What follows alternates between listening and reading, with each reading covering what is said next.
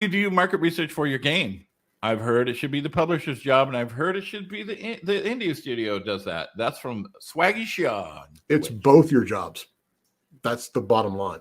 Both of them.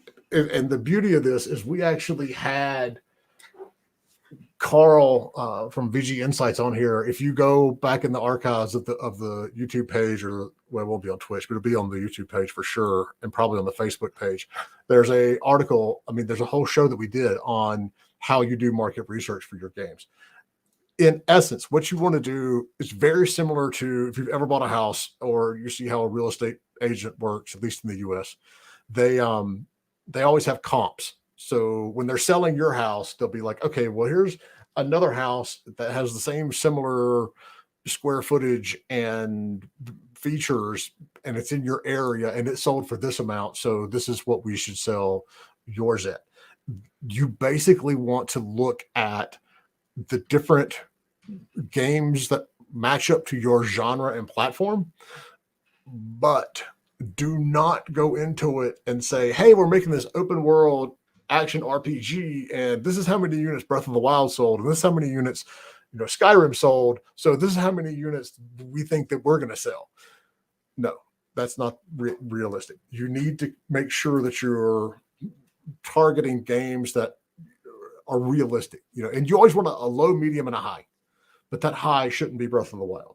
That high should be something indie related that's a little more realistic on what you're doing.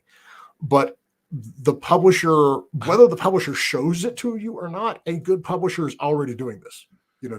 And I see it because we do it for publishers.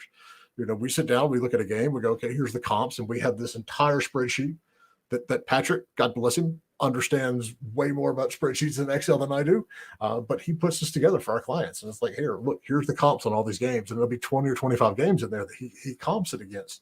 But the good publishers are already doing that anyway. They know what the market potential of your game is because they have to factor that into, all of their profitability spreadsheets as well. But as the developer, it's absolutely your job too. So you can understand, is your budget realistic? And that's another good talk that's in from one of our past conferences where Kimberly Rodatos, and I'm always afraid I'm crucifying Kimberly's name when I say that, but where Kimberly did a whole session on how to make sure that your budget is reasonable and it's realistic. But it's everybody's job. But I would absolutely say, to the publisher, what are you looking at in terms of comparisons for this game versus what we're looking at?